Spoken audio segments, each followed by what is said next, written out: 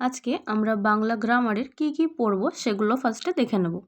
কারক, সমাস, বিভিন্ন কাল অর্থাৎ ক্রিয়ার অতীতকাল, বর্তমানকাল, ভবিষ্যৎকাল এবং তাদের প্রকারভেদ, বিভিন্ন প্রকারের অলংকার, বিভিন্ন প্রকার শব্দ মানে তৎসম, তদ্ভব, অর্ধ তৎসম এবং দেশি শব্দ, বিভিন্ন প্রকার বিশেষণ, ক্রিয়ার বিশেষণ, সর্বনামের বিশেষণ, বিশেষণের বিশেষণ, বিশেষ্যের বিশেষণ এগুলো, এবং বিভিন্ন প্রকারের সর্বনাম, বচন এবং ছন্দ।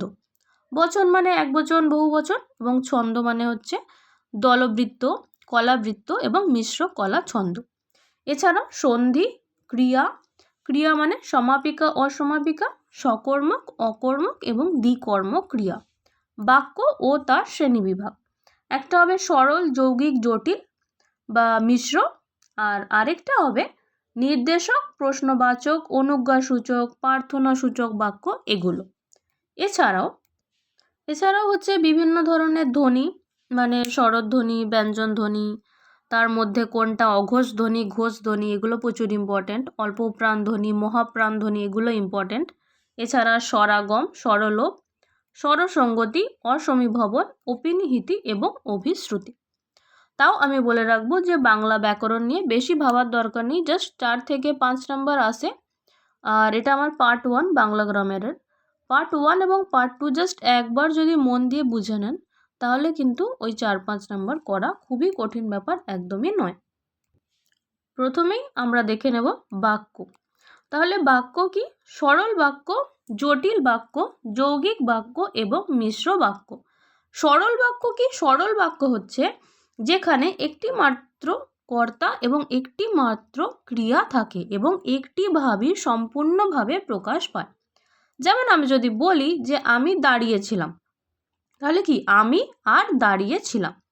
এখানে কি বোঝাচ্ছে? এখানে একটি কাজ বা ঘটনাকেই বলা হয়, কোনো উপবাক্য বা অন্য কোনো বাক্যের অংশ কি হয় এখানে কিন্তু থাকে না। তাহলে আমরা যদি উদাহরণ দেখি, উদাহরণে কি পাবো? উদাহরণে আমরা এখানে দেখতে পাচ্ছি যে বই পড়ে, তাহলে কি?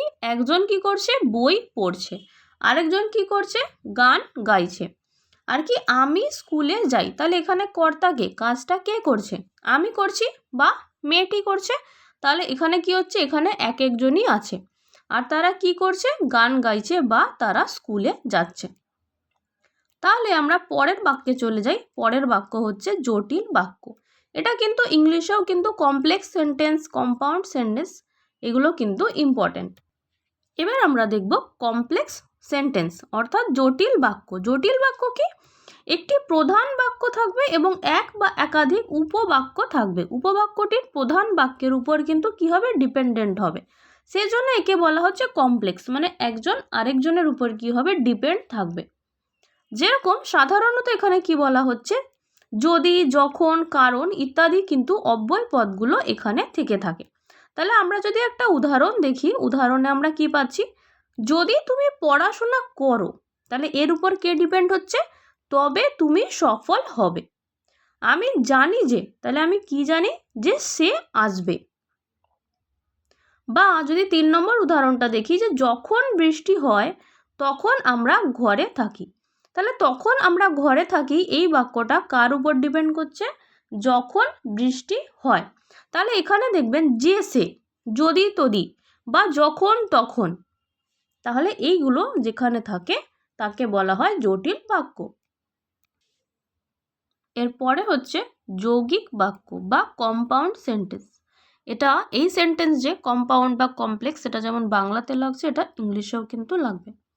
যৌগিক বাক্য হচ্ছে দুই বা ততোধিক স্বাধীন বাক্য থাকে এবং সেখানে জয়নিং ওয়ার্ডস, কম্পাউন্ড যে এটা মানেই মনে রাখতে হবে জয়নিং ওয়ার্ডস থাকবে। জয়নিং ওয়ার্ডস মানে এবং, কিন্তু, ইফ, বাট, অ্যান্ড এই সমস্তগুলো হচ্ছে যেখানে থাকবে সেগুলো হচ্ছে যৌগিক বা কম্পাউন্ড সেন্টেন্স।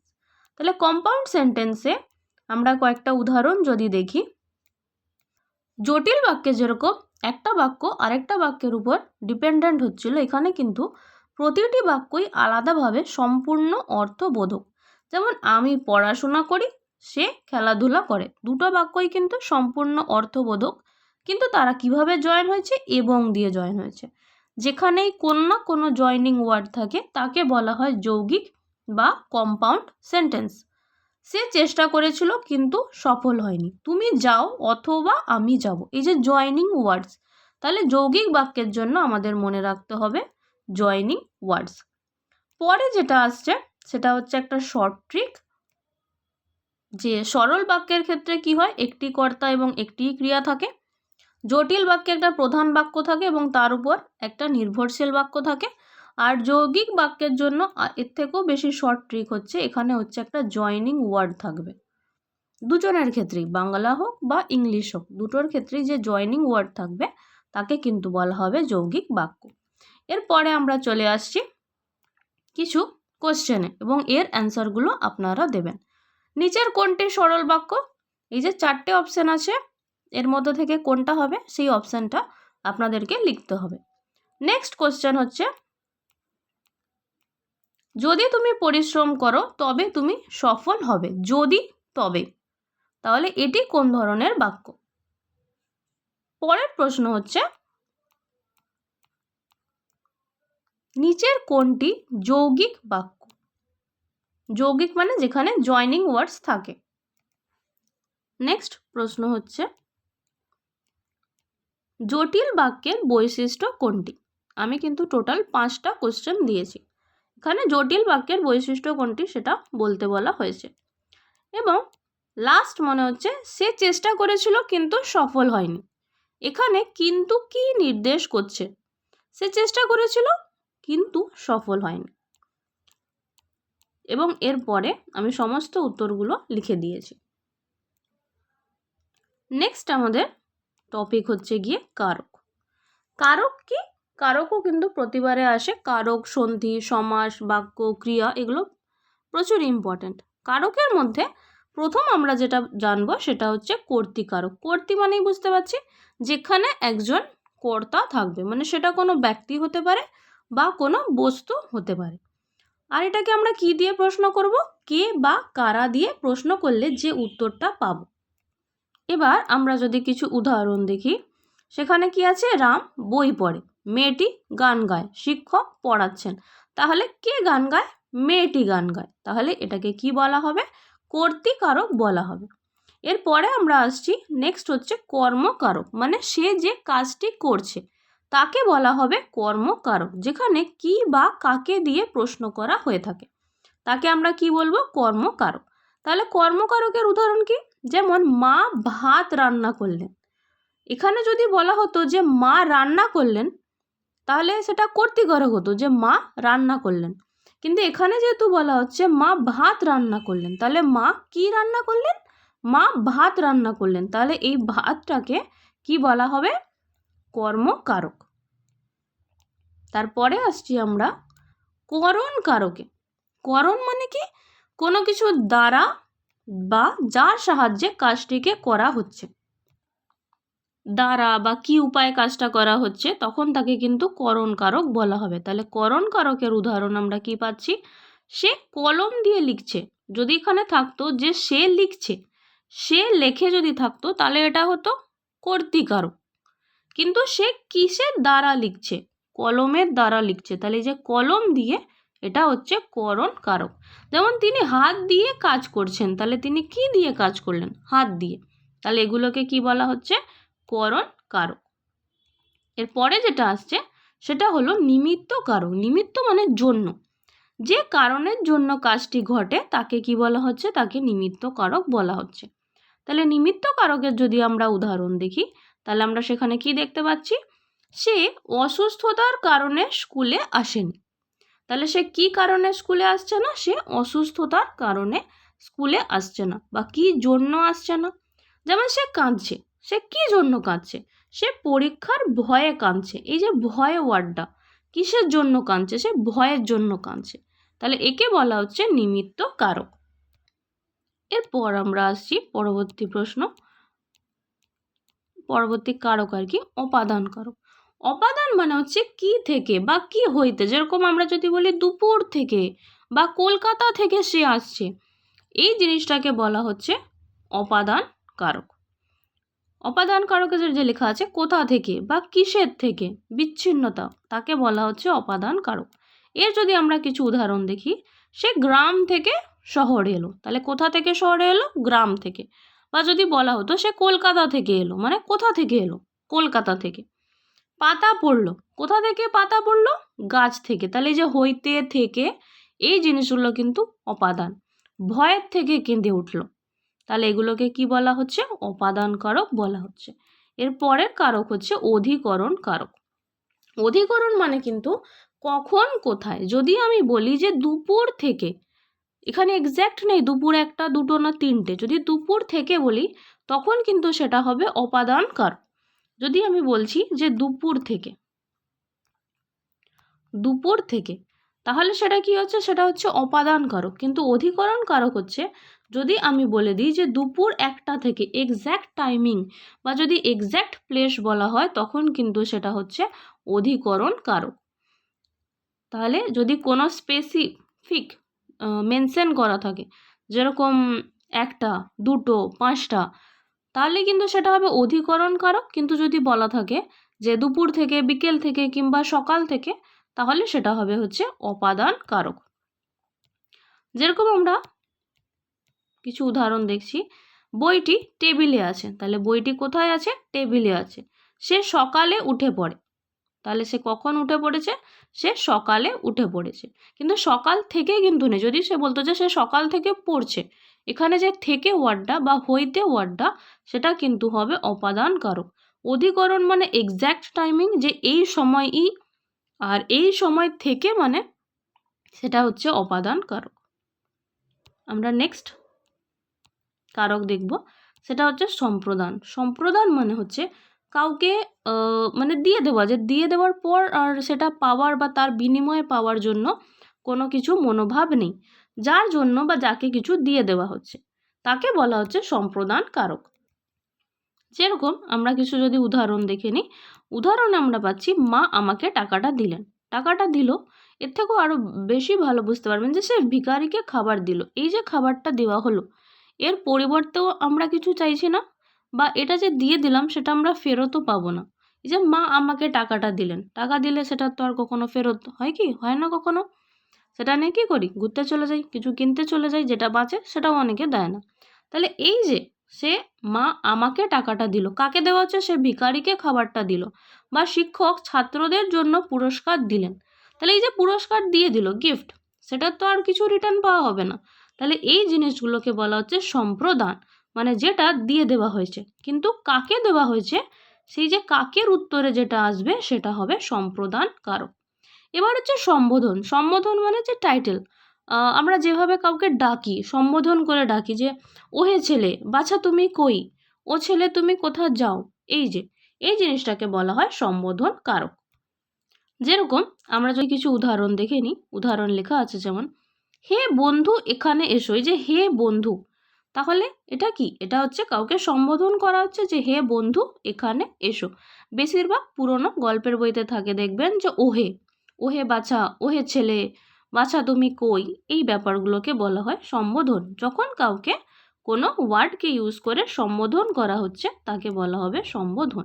এরপর হচ্ছে সম্বন্ধ কারক। সম্বন্ধ মানে একজনের সাথে আরেকজনের রিলেশন থাকবে। যদি আমি বলি পুতুল, পুতুল মানে পুতুলই, কিন্তু যদি আমি বলি মাটির পুতুল, তাহলে পুতুলটা কিসের? মাটির। এই যে মাটির যে ওয়ার্ডটা, সেটা কিন্তু হচ্ছে সম্বন্ধ কারক।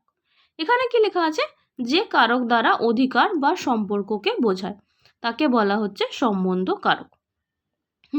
সাধারণত কি যুক্ত থাকে? এর বা র। আমরা যদি কিছু উদাহরণ দেখে নিই, তাহলে আমরা এখানে কি পাচ্ছি? আমার বাড়ি দূরে, তাহলে আমার, এই যে র যোগ আছে, শিক্ষকের কথা শুনো, তাহলে কার কথা শুনো? শিক্ষকের কথা শুনো। তাহলে এগুলো কি হচ্ছে? এই যে র যে যোগ আছে, একে বলা হচ্ছে সম্বন্ধ কারক। এরপরে যদি আমরা দেখি কতগুলো কোশ্চেন আছে, যেমন হচ্ছে দীপ বই পড়ে। এখানে দীপ কোন কারক? কে বই পড়ে বা কি বই পড়ে সেরকম তো বলা লেখা নেই, কে বই পড়ে এখানের কিন্তু প্রশ্নটা হবে। তো এগুলোর আনসার আমি বলবো না, এগুলোর আনসার পরে লেখা আছে। নেক্সট কোশ্চেন হচ্ছে সে কলম দিয়ে লেখে। কলম দিয়ে, তাহলে কিসের জন্য এখানে বলা হচ্ছে কলম দিয়ে এই জিনিসটা কি। নেক্সট কি আছে, নেক্সট প্রশ্ন হচ্ছে সে ভয়ে কাঁদছে। তারপরের প্রশ্ন হচ্ছে আমাকে বইটি দাও। কাকে দাও? আমাকে বইটি দাও। এবং তারপরের কোশ্চেন, এটা তো সবাই পারবেনি, যে হে বন্ধু এখানে এসো। এখানে হে বন্ধু হচ্ছে কোন কারক? আচ্ছা, এর অপশনের অ্যান্সারগুলো আমি দিইনি, এর অ্যান্সারগুলো আপনারা লিখবেন কমেন্টে অবশ্যই। আমরা নেক্সট টপিকে আসবো, সেটা হচ্ছে বাক্যের শ্রেণী বিভাগ। শ্রেণী বিভাগ একটু আগে যেটা আমরা পড়েছিলাম সরল, জটিল, যৌগিক, আর এখানে আমরা পড়ব ভাব অনুযায়ী, যে প্রশ্নটার ভাবটা কি প্রকাশ পাচ্ছে প্রশ্নের মধ্যে, বাক্যের মধ্যে আর কি। সেটা যদি প্রশ্ন প্রকাশ পায় তাহলে তাকে আমরা বলবো প্রশ্নবোধক বাক্য। তাহলে প্রথমেই এখানে আছে প্রশ্নবোধক। তাহলে প্রশ্নবোধক বাক্য কি না, প্রশ্নবোধক বাক্য হচ্ছে যে বাক্যের মাধ্যমে প্রশ্নের কোনো ভাব প্রকাশ পায়, শেষে সাধারণত একটা কোশ্চেন মার্ক চিহ্ন থাকে। যেরকম যদি বলা হয় যে সংসারটা চলবে কিসে, তাহলে এটা কি ধরনের বাক্য হবে? প্রশ্নবোধক বাক্য হবে। এখানে আমরা একটা কি পেতে পারি? উত্তর পেতে পারি। যেরকম এখানে আছে তুমি কি আজ স্কুলে যাবে, এখানে একটা হ্যাঁ বা না উত্তর আসতে পারে। তাহলে তুমি কি আজ স্কুলে যাবে, বা তোমার নাম কি, দীপ কি বই পড়ছে, কি বই পড়ছে। তাহলে এগুলো কি, এগুলো প্রত্যেকটাই হচ্ছে প্রশ্নবোধক বা প্রশ্নসূচক বাক্য। এরপরে হচ্ছে অনুজ্ঞাসূচক বাক্য। অনুজ্ঞা মানে যেখানে একটা আদেশ, নির্দেশ বা নিষেধকে বোঝাচ্ছে। শক্ত বা সরাসরি কথা, অনেক সময় কর্তা কিন্তু উহ্য থাকে। যেরকম যদি বলা হয় আমাকে জীবন দান করুন, অনেক মাইথোলজি টাইপের যে সিরিয়ালগুলো হয় তাতে কিন্তু এরকম লাইনগুলো থাকে। যেমন দরজাটা বন্ধ করো, চুপ করে বসো, স্কুলে এগুলো ইউজ হয়, এখানে আসবে না। তাহলে এই উদাহরণগুলো কিসের? এগুলো হচ্ছে অনুজ্ঞা, মানে তাকে এটা একটা রিকোয়েস্ট বা অর্ডার করা হচ্ছে।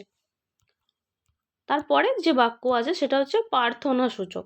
যেমন আমরা বলি হে প্রভু, এরকম করে যখন কোনো প্রার্থনা হয়, বা আমরা যখন বলি যে বিশেষ করে বার্থডে উইশ যেগুলো হয়, may God fulfil your every wish, এই টাইপের যে ব্যাপারগুলো, তোমার সকল ইচ্ছা পূর্ণ হোক, এগুলোকে বলা হয় প্রার্থনা।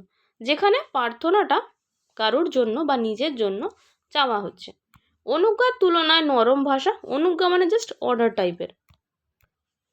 যদি আমরা কিছু উদাহরণ দেখি, যেরকম দয়া করে আমাকে সাহায্য করো, অনুগ্রহ করে একটু অপেক্ষা করুন, ঈশ্বর আমাকে শক্তি দাও। তাহলে এগুলো কি? এগুলো হচ্ছে প্রার্থনা সূচক বাক্য, এখানে প্রার্থনা করা হচ্ছে।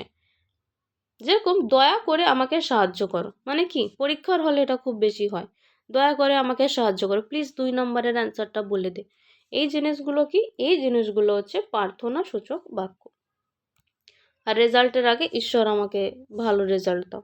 তাহলে এই সমস্ত জিনিসগুলোকে বলা হচ্ছে প্রার্থনা সূচক বাক্য। এরপরে হচ্ছে সন্দেহবাচক বাক্য। এগুলো তো ফেব্রুয়ারিতে খুব বেশি করে দেখা যাবে। সন্দেহবাচক মানে যদি বলি তুই ফোনে কার সাথে বিজি ছিলি,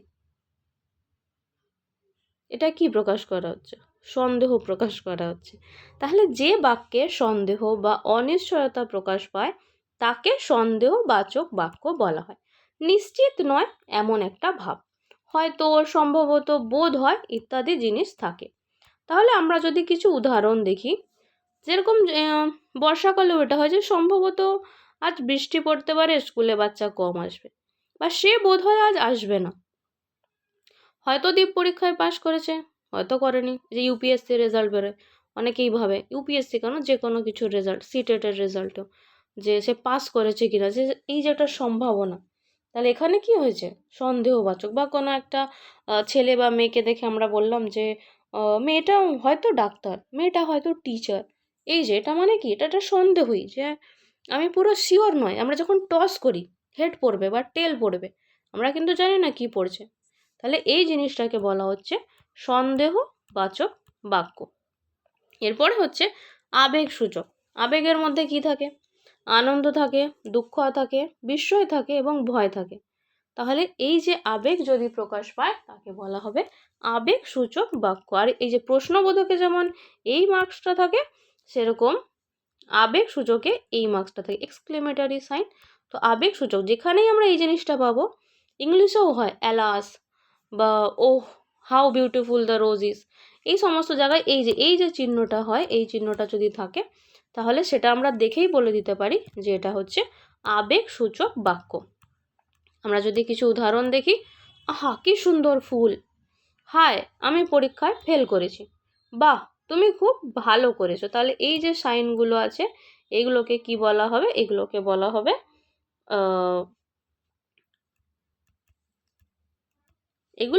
বলা হবে আবেগসূচক বাক্য।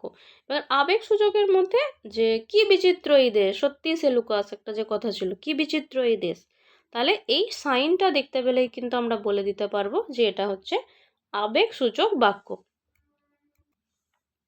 নেক্সট আমরা দেখছি নির্দেশক বাক্য। মানে যে বাক্যে উপদেশ, নির্দেশ বা পথ নির্দেশ দেওয়া হয় তাকে বলা হচ্ছে নির্দেশক বাক্য। নির্দেশক বাক্য মানে যেখানে কি কি দেওয়া হচ্ছিল, উপদেশ, নির্দেশ, যেরকম শেখানো বা পথ দেখানোর উদ্দেশ্যে হয়ে থাকে, বা অনুজ্ঞার মতো কিন্তু কঠোর নয়। অনুজ্ঞা মানেই হচ্ছে একমাত্র অর্ডার। এই বাংলা গ্রামারটা, বাংলার সাথে সাথে ইংলিশেও যে গ্রামারটা হবে সেখানে কিন্তু সেম, এগুলোই কিন্তু সেখানে আসে, কারক সমাস আসে না। কিন্তু বাক্যর যে প্রকারভেদগুলো, সরল, জটিল, যৌগিক মানে compound sentence, complex sentence, simple sentence, বা এইগুলো প্রশ্নবোধক, এক্সক্লেমেটরি, এগুলো কিন্তু সব আসে। নিয়মিত পড়াশোনা করা উচিত, এই যে উচিত বা রাস্তা পার হওয়ার সময় সাবধানে চলবে, এইগুলোকে বলা হচ্ছে নির্দেশক। কিন্তু যদি বলা হয় সাবধানে চল, এটা কিন্তু অনুজ্ঞা। কিন্তু যদি বলা হয় যে রাস্তা পার হওয়ার সময় সাবধানে চলবে, মানে এখানে একটা রিকোয়েস্টের মতো ভাব আছে, অর্ডার নেই, এটাকে বলা হচ্ছে নির্দেশক বাক্য। এরপরে শর্ত সাপেক্ষ বাক্য। শর্ত সাপেক্ষ মানে কোনো শর্ত পূরণ হলে সেই কাজটি হবে। ওই যে যেমন যদি তবে ছিল, যখন তখন, সেরকম ব্যাপার। আমরা উদাহরণ থেকে আরও ভালোভাবে বুঝবো। শর্ত সাপেক্ষ মানে যদি তুমি পড়াশোনা করো তবেই তুমি সিটেট পাস করবে, তাহলে এইরকম। যদি বৃষ্টি হয় তবে আমরা যাব না, যদি দ্বীপ আসে তবেই আমি যাব। তাহলে বিশেষ করে কোনো পুজোর সময় প্ল্যানিং হয় যে যদি সব বন্ধুরা আসে তবেই আমরা ঘুরতে যাব, তাহলে সেই যে যদি তবে বা যখন এই কাজটি করলে তবে গিয়ে ওই কাজটি হবে, এই যে জিনিসটা বোঝায় তাকে বলা হচ্ছে শর্ত সাপেক্ষ বাক্য। এরপর এখানে কিছু প্রশ্ন আছে, তুমি কি আজ স্কুলে যাবে? একদম ভালো করেই বোঝা যাচ্ছে যে এটি কোন ধরনের বাক্য। তারপরের প্রশ্ন হচ্ছে দয়া করে দরজাটা বন্ধ করো। এখানে কিন্তু লেখা নেই যে দরজাটা বন্ধ কর, এখানে লেখা আছে দয়া করে দরজাটা বন্ধ করো। তারপরের প্রশ্নে লেখা আছে কি, বাহ, সাইনটা লেখা আছে এখানে, কিন্তু এটাও খুব সহজ একটা প্রশ্ন, বাহ তুমি তো দারুণ রেজাল্ট করেছো। এখানে রেজাল্ট লেখা নেই, জাস্ট দারুণ করেছো লেখা আছে। তারপরের প্রশ্ন হচ্ছে সে বোধহয় আজ আসবে না। এটাও কিন্তু খুবই ইজি। এবং আরেকটি প্রশ্ন হচ্ছে যদি তুমি নিয়মিত পড়ো তবে সফল হবে। এইটা তো এই পরীক্ষার জন্য আরও স্পেশাল করে এই লাইনটা আমি দিয়েছিলাম যখন নোটটা তৈরি করি। তো এটি কোন ধরনের বাক্য, অবশ্যই সবাইকে অ্যান্সার দিতে হবে। এবং এর আনসারগুলো লেখা আছে পরপর। এবং আমাদের নেক্সট টপিক হচ্ছে অলংকার, যেগুলো কানে গলায় পড়া হয় সেগুলো নয়, যেগুলো বাক্যকে আরও সুন্দর করার জন্য, আকর্ষণীয় করার জন্য, মধুর করার জন্য যে বিশেষ রীতি ব্যবহার করা হয় তাকে বলা হয় অলংকার। এবং অলংকার দুই ভাগে বিভক্ত। সেই দুই ভাগ কি, একটা হচ্ছে শব্দের জন্য এবং আরেকটা হচ্ছে অর্থের জন্য অলংকার। আমরা প্রথমে দেখে নেব যে শব্দের জন্য অলংকারগুলো কি কি। প্রথমেই আসছে অনুপ্রাস অলংকার। অনুপ্রাস অলংকার হলো একই ধ্বনি বা বর্ণ বারবার যদি ব্যবহার করা হয়, একই ধ্বনি দেখতে অনেকটা একই রকম লাগবে। এই যে এখানে যদি দেখেন উদাহরণটা, রেনু রঙিন রেশমে সাজে, মনে হচ্ছে না অনেকগুলো র লেখা আছে। বা দীপ দীপ্ত, দীপশিখায় ঘর ভরালো। এখানেও কিন্তু মনে হচ্ছে অনেকগুলো দ আছে। তাহলে এটাকে কি বলা হবে? এটাকে বলা হবে অনুপ্রাস অলঙ্কার। এরপরে আমরা পরবর্তী অলঙ্কার হচ্ছে যমক অলঙ্কার। যমক মানে কি? একাধিকবার একই শব্দ ব্যবহার হবে। এর আগেরটাতে কি একই লেটারগুলো ব্যবহার হচ্ছিল, সেটা ছিল অনুপ্রাস। কিন্তু যমক, যমক মানে যমজ ভাই, কিন্তু আলাদা আলাদাদের ফিয়েচার। মানে যেরকম যদি বলি, একটা কবিতা ছিল ক্লাস 9-10 দিকে মনে হয়, বিভীষণ বিভীষণ রণে। মানে কি দুটো বিভীষণ ব্যবহার। এখানে যেমন দীপ জ্বালিয়ে দীপ পড়ছে, এখানে কি বোঝানো হচ্ছে? এখানে কিন্তু একজনের নাম বোঝানো হচ্ছে। আর এখানে কি বোঝানো হচ্ছে? এখানে দিয়া বা প্রদীপের কথা বোঝানো হচ্ছে।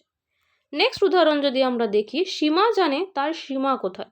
তাহলে আবার এখানে কি একজনের নাম বোঝানো হচ্ছে, আর এখানে লিমিট বোঝানো হচ্ছে। তাহলে যমক মানে কি? একই ওয়ার্ড কিন্তু তার দু জায়গায় দুই রকম মানে।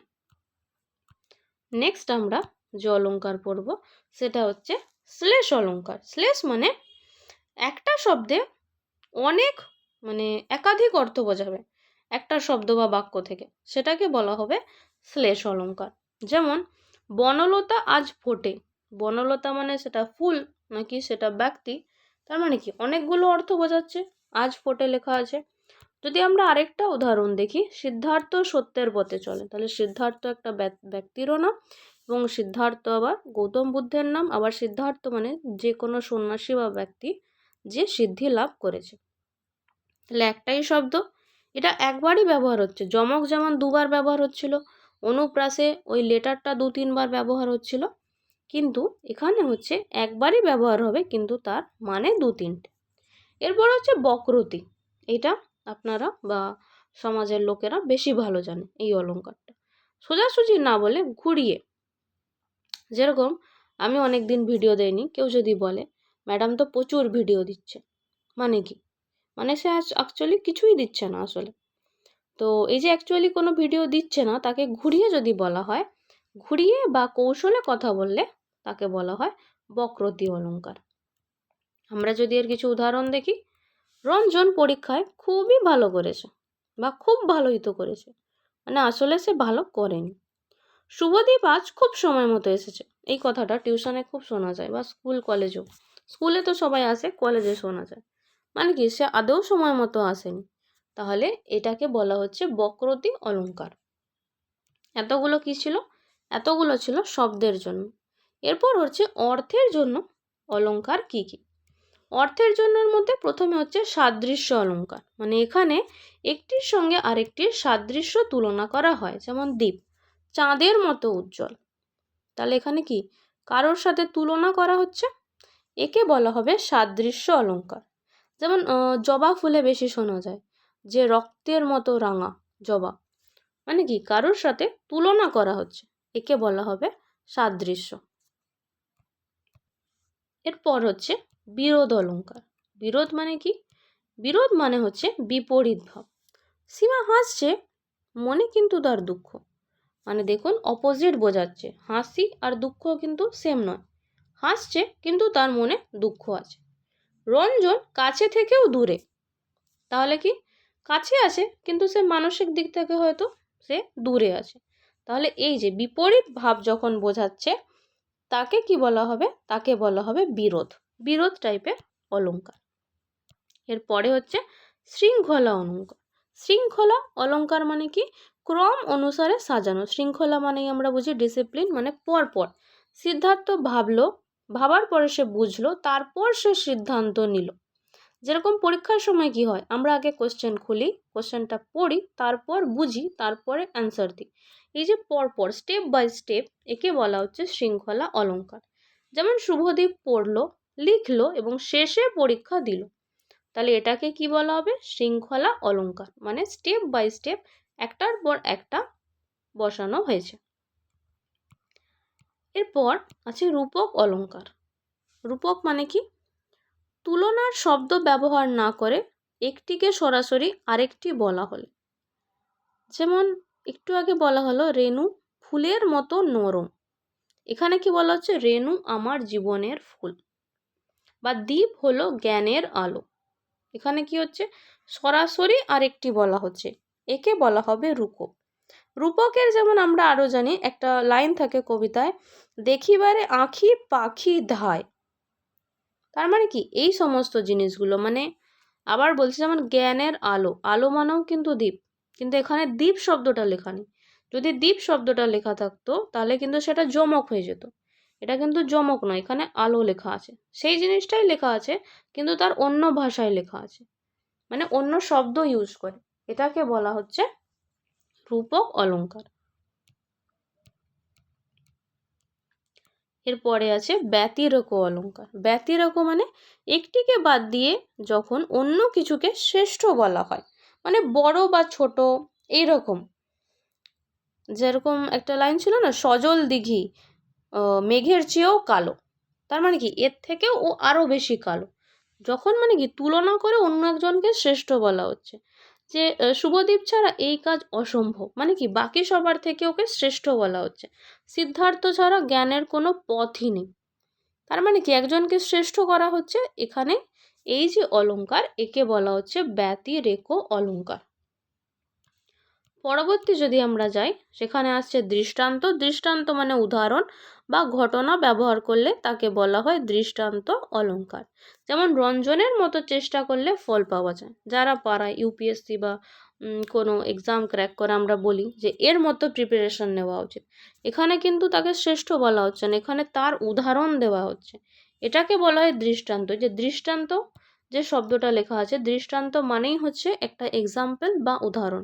এর মতন পরীক্ষা দিলে, এর মতন শান্ত হলে, এর মতন দৌড়ালে আর্মিতে চান্স পাওয়া যায়। এই যে কখনো যখন উদাহরণ বা ঘটনা ব্যবহার করা হয়, তাকে বলা হচ্ছে দৃষ্টান্ত অলঙ্কার। এরপর কিছু কোশ্চেন আছে, যেরকম দীপ, দীপ্ত, দীপশিখায় ঘর ভরালো। দি দি দি সব জায়গায় আমরা দি দেখতে পাচ্ছি, এটা কোন ধরনের অলঙ্কার? তারপরের প্রশ্ন হচ্ছে, সীমা জানে তার সীমা কোথায়। দেখুন, দুই ভাই, যমজ মনে হচ্ছে কেন? দুই ভাই একই জায়গায়, মানে একটা শব্দ দু জায়গায় বসেছে, দু রকম মানে বোঝাচ্ছে। এটা কোন ধরনের অলঙ্কার? এরপরে হচ্ছে দ্বীপ হলো জ্ঞানের আলো। এখানে কিন্তু দুবার দ্বীপ লেখা নেই, এখানে উদাহরণও দেওয়া নেই। পরের প্রশ্ন হচ্ছে, সীমা হাসছে মনে কিন্তু দুঃখ।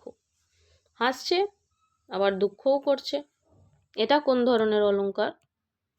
এবং এর পরে হচ্ছে, দ্বীপের মতো পরিশ্রমী হলে সফল হওয়া যায়। এটা একটা কি দেওয়া হচ্ছে? উদাহরণ দেওয়া হচ্ছে। তাহলে এগুলোর অ্যান্সার হচ্ছে বলতে হবে, এবং এগুলোর অ্যান্সার এখানে লেখা আছে।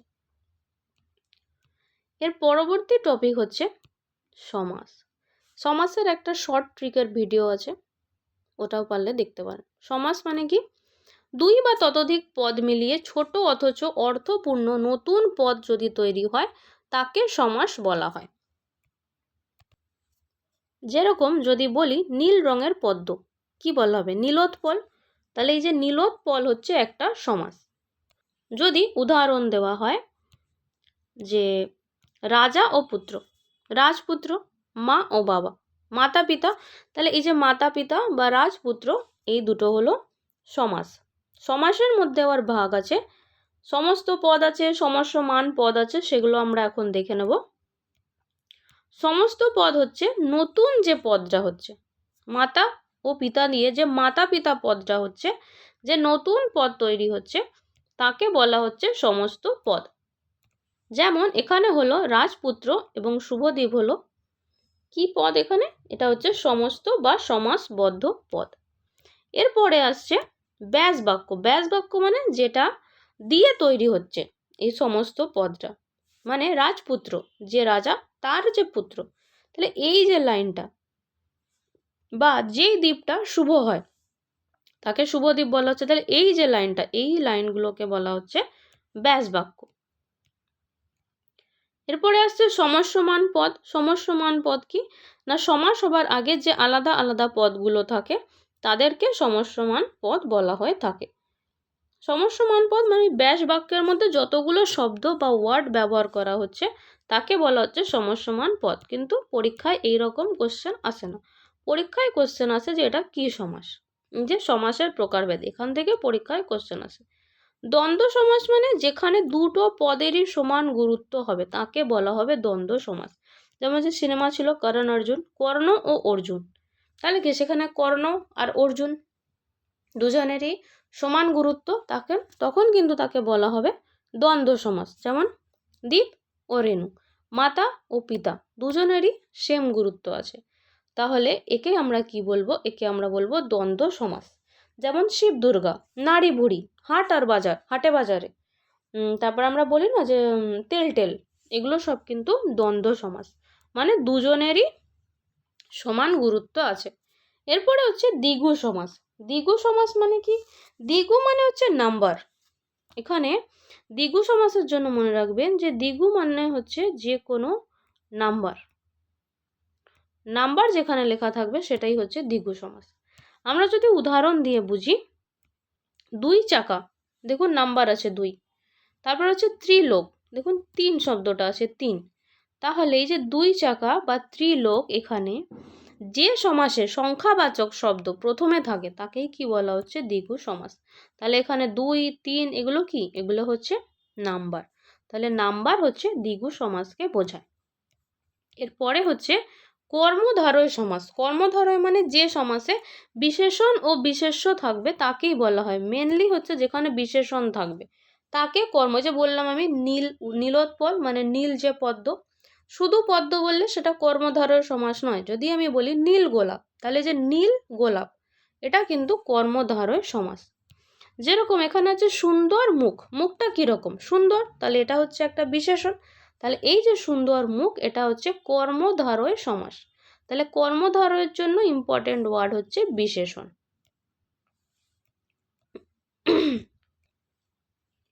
এরপর আমরা দেখব পরবর্তী সমাস, যেটা হচ্ছে তৎপুরুষ। তৎপুরুষ সমাস মানে এখানে একটা বিভক্তি থাকে, যেমন এর, ওর, যেরকম যদি বলা হয় যে লোককে দেখানো, লোক দেখানো, তার মানে কি, এটা হচ্ছে তৎপুরুষ সমাস।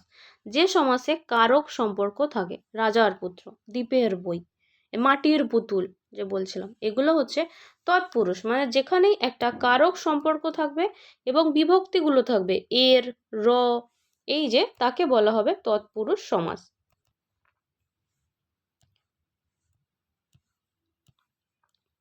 এরপর হচ্ছে বহুব্রীহি সমাস। বহুব্রীহি সমাস কি, যে সমাস সমস্ত পদের অর্থ নিজেদের বোঝায় না, অন্য কাউকে বোঝায়। বহুব্রীহি মানেই মনে রাখতে হবে মিনিং, কিন্তু মিনিংটা কীরকম, অন্য রকম মিনিং। যদি আমি বলি দুটো হাত, তিনটে হাত, চারটে হাত, তাহলে কি মনে হচ্ছে হাত, কিন্তু যদি আমি কখনো বলি যে 10টি হাত, 10টি হাত কার থাকে, দেবী দুর্গার, আরেকটা কার 10টা হাত থাকে, ভেবে দেখুন। তাহলে বহুব্রীহি মানে হচ্ছে অন্য কাউকে। যদি আমরা বলি দুটো চোখ, তাহলে কিন্তু সেটা দুটো চোখই, কিন্তু যদি আমরা বলি ত্রিনয়ন, ত্রিনয়ন মানে কি, দেবতাকে বোঝাচ্ছে, মানে অন্য কাউকে বোঝাচ্ছে। তাহলে বহুব্রীহি সমাস হচ্ছে যখন অন্য কাউকে বোঝায়। যেমন 10 আনন মানে মুখ, যার 10টা মুখ, 10টা মুখ কার আছে, রাবণের। তাহলে এই যে 10 আননটা কি, 10 আনন হচ্ছে বহুব্রীহি সমাস। তারপরে হচ্ছে অব্যয় ভাব সমাস। অব্যয় ভাব সমাস মানে এটা খুবই এই মানে লাইনটার সাথেই হচ্ছে একদম সামঞ্জস্যপূর্ণ, যেখানে একটা অব্যয় থাকবে তাকেই বলা হবে অব্যয়ভাবী সমাস। যেমন হচ্ছে অনুপাত, তারপরে হচ্ছে প্রতিঘর, দুর্ভিক্ষ, যথাসাধ্য, এইরকম। যেমন ভাত থেকে যদি আমরা বলি হাভাত, মানে আগে একটা অব্যয় যুক্ত থাকবে, এই যে অব্যয় পদই হচ্ছে প্রধান। যেমন উপরের দিকে, কোন দিকে, উপরের দিকে, কাছ থেকে, এই যে দেখুন অব্যয়গুলো যে যুক্ত আছে, এই জন্য একে বলা হচ্ছে অব্যয়ভাবী সমাস। এবার হচ্ছে নিত্য সমাস। নিত্য সমাস মানে কি, যেখানে কোনো রূপ ব্যাস বাক্যই থাকবে না। যেমন সকালবেলা, আজকাল, রাত দিন, যেখানে কোনো ব্যাস বাক্য করা যায় না বা ব্যাস বাক্য থাকে না তাকে বলা হয় নিত্য সমাস। যেমন কৃষ্ণ সর্প, দর্শন মাত্র, গিরিনিভ, আজকাল, রাত দিন, এগুলো হচ্ছে নিত্য সমাস। এরপরে আছে আলোপ সমাস। আলোপ মানে হচ্ছে যেখানে কোনো পদ লুকিয়ে যায়। আমি যদি বলি জলকে পান করা, সেখানে যদি আমরা বলি জল পান, তাহলে কি জলকে পান করা বা জল পান করার মধ্যে করা শব্দটার কি হচ্ছে, লোপ পাচ্ছে, তাহলে জল পান হচ্ছে আলোপ সমাস। অন্ন ভোজন করা, সেখান থেকে অন্ন ভোজন, তাহলে এগুলো হচ্ছে আলোপ সমাস। এবার এখানে কিছু কোশ্চেন দেওয়া আছে। এটাই কি পদ, যেটাই যে লাস্টে যে তৈরি হচ্ছে একে আমরা কি পদ বলি, সেটা এখান থেকে বলতে হবে। কিন্তু প্রশ্ন এরকম আসে না, প্রশ্নতে ডিরেক্ট সমাস জিজ্ঞাসা করা হয়। এখানেও আরেকটা প্রশ্ন দেওয়া আছে দুটি, এটা এরকম কোশ্চেন কিন্তু হয় না, কোশ্চেন একদম ডিরেক্ট আসবে। তবুও যেন আপনাদের কনসেপ্ট ক্লিয়ার থাকে সেই জন্য আমি কোশ্চেনগুলো দিয়েছি, যেখানে দুটি পদই সমান গুরুত্ব পায়। তারপরে হচ্ছে দশানন, এইরকম কোশ্চেন আসে, এই ব্র্যাকেটে এটা লেখা থাকবে না 10টি মুখ বলে। তারপরে হচ্ছে উপরের দিকে এটি কোন সমাসের উদাহরণ, এবং তারপরে হচ্ছে উত্তরগুলো লেখা আছে। আজকে এতটাই। এরপরে পার্ট 2তে বাকি ক্রিয়া, ছন্দ, বিশেষণ, সর্বনাম ওগুলো সিটেট পরীক্ষা দেওয়ার সময় আমি যে নোট থেকে পড়েছিলাম, মানে আমি যে খাতাটা তৈরি করেছিলাম, তো সেখান থেকে বাকি নোটটা পড়াবো। কারোর কিছু এরপরেও অসুবিধা থাকলে অবশ্যই কমেন্টে জানাবেন।